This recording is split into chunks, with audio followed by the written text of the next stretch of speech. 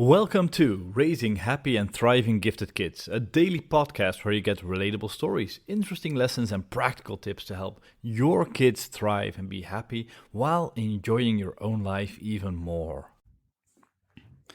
So actually, for a long time, I believed I was a really poor student. Throughout this podcast, you've heard me tell some stories about the challenges I faced, but I really believed I was not made for learning. I ended up not going to university simply because I didn't believe I could finish it. And it's so interesting to see now because a lot of people actually, give me feedback saying like, wow, it's amazing how much stuff you just remember off the top of your head, the amount of knowledge you have, the breadth of knowledge. But this is from somebody who actually, was kicked off of 2 high schools for not, meeting their standards and actually barely made it through, high school with the worst GPA possible. And the biggest shift in that is accepting the way that I learn naturally. The way I've been taught that learning works is that you get on a course, you get a book, and then you get a teacher, and then you spend 1, 2, 3, 4, 5 years learning the matter at the pace that the instructor has said. And you need to learn all these different things about the materials you want to learn in the order that didactically it's been decided that would be best. And I just cannot. Like usually when I start off, I'm really, really good because I'm very enthusiastic about a subject and I really, really want to learn as much as possible about it. So usually in the first 2-3 months, people are really excited when they teach me. But then, my mind wanders and I go to other things. And what I found is, like actually I was saying to a friend of mine who was asking like, aren't you going to do university? And I said, probably I could do university in 3 months. I cannot do it in 3 years. Like I have a natural span of curiosity that I really dive into something and I really want to know all about it. And then, when that curiosity is gone, that's okay. And then I move on to the next thing. And in that, when I force myself, I get a book and I read it and I'm halfway through or 2/3 through and I've kind of gotten what I want to learn. And sometimes I skip ahead a couple of chapters and, then I'm done. If I force myself to read the book, page 200 and I need to reach page 300 because then the book is done. Because otherwise, the author will be angry with me or something like that. But then I get stuck. And then I will not read a single book for a month, for 2 months, for 3 months, maybe even 6 months, just because I feel kind of like guilty that I should finish this book.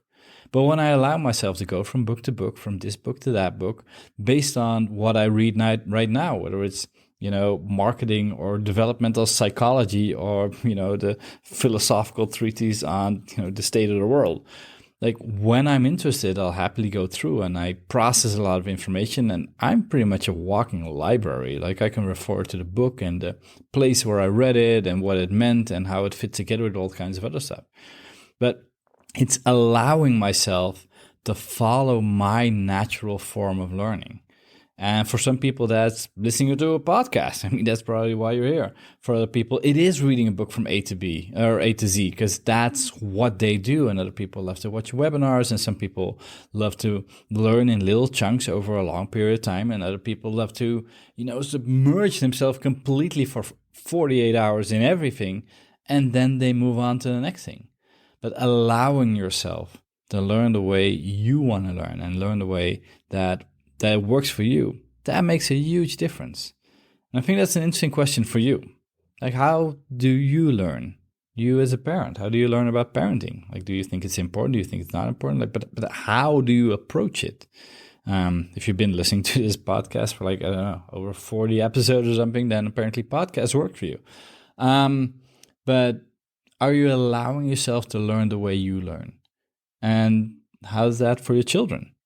Because actually, that's a pretty sadistic part of the school system. They're forcing you to learn in some kind of like average way of learning. And to add insult to injury, it's even worse because who becomes a teacher? That's the person who loved it in school.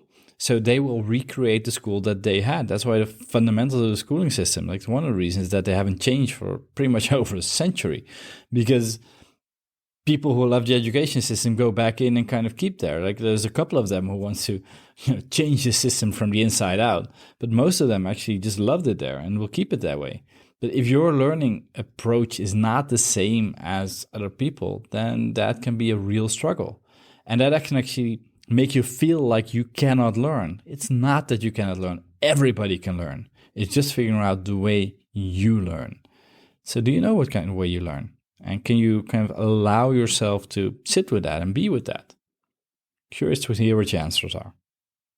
If you liked this episode of Raising Happy and Thriving Kids, don't forget to subscribe to the podcast in your favorite podcast software.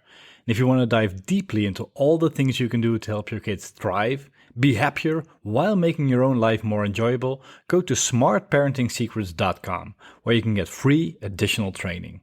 Hope you enjoyed this episode, and as always, bring out the best in yourself and each other.